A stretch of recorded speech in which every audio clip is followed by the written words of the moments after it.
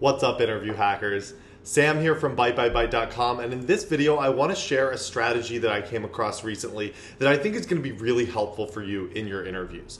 And so here's the deal with this, is that I don't know if you've ever had this experience, but I've certainly had this experience where when I go into my interview, a lot of times I don't get a lot of energy back from my interviewer. And so I get this question a lot where people are basically asking me, well, I did this interview and I want to have a better sense of how I did. I want to be able to say, like, this is how I performed during my interview. And so what they find a lot is that depending on the way that their interviewer reacts throughout that interview, they are coming up with some like interpretation of how they did during the interview. And I want to give you a strategy that you can use to more accurately determine like what does your interviewer think of you and why and how do you think that you actually performed during the interview.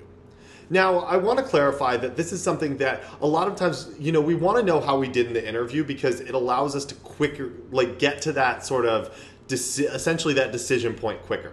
It allows us to say like, oh, well, I think I did really well in that interview and I'm probably going to get a call back. Or I don't think I did well in that interview. I'm probably not going to get a call back. But at the end of the day, I don't think that you should spend a whole lot of time trying to analyze your interview for whether you are going to succeed or fail.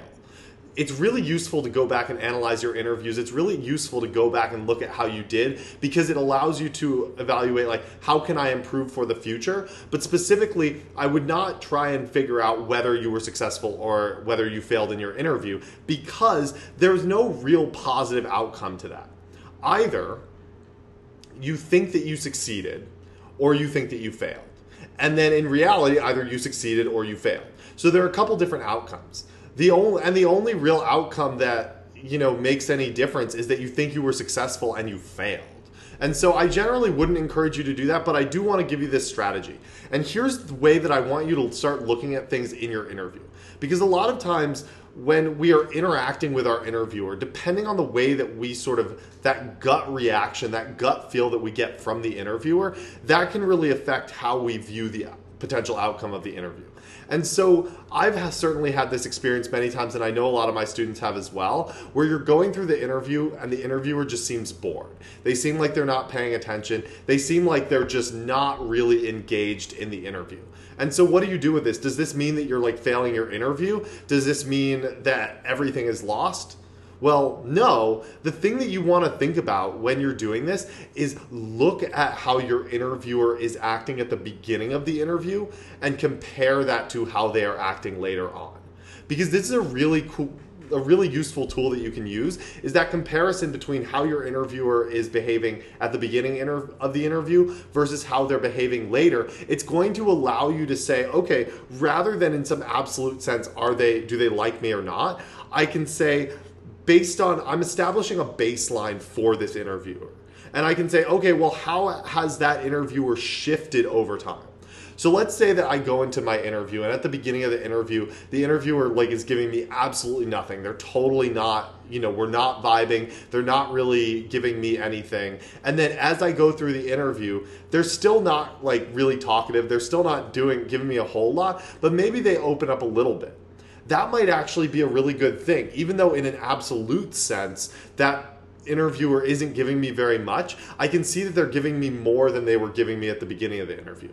Or even if they seem distracted at the beginning, they seem like they weren't really focused, they weren't really giving me much, and then they stay that way, that's not actually a bad thing. It doesn't mean that I'm doing poorly in the interview. It just means that maybe they're that kind of person. Now, on the flip side, what we can say is, okay, well, what if they were really talkative at the beginning? They were really we were really vibing, all that stuff, and then that sort of declines throughout the interview. They get less talkative, they seem more bored, they seem like they're disengaged. Then I want to say, okay, well, maybe I want to try and re-engage with them in some way. Maybe I want to try and offer some sort of pattern interrupt or even ask them a question, ask them to engage to sort of draw them out. And so by doing this, by using this comparison of how my interviewer is at the beginning of the interview to how they are later on in the interview is a really good tool that you can use to consider how are things changing? How is your interviewer actually viewing you? How are they actually reacting?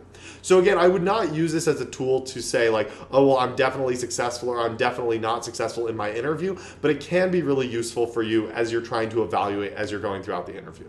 So with that, that's all I got for you today. Hope you find this helpful. If you enjoyed this, definitely go over to bytebybyte.com/50 questions and download our free 50 coding interview questions guide. And I look forward to seeing you in the next video.